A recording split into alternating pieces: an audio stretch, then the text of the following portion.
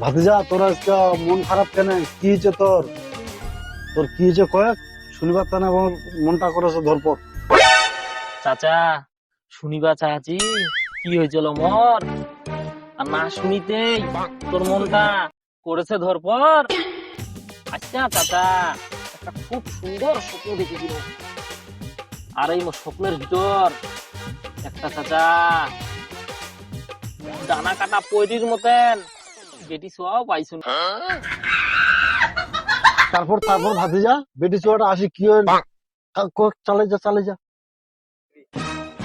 কি আর হবে চাচা, বেটি ছোয়াটা কছে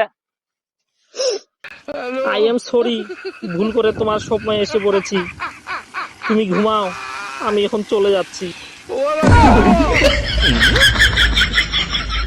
আচ্ছা আচ্ছা ভাতিজা, মন খারাপ করিস না, এলা কোনো ব্যাপার না, কত আসবে কত যাবে।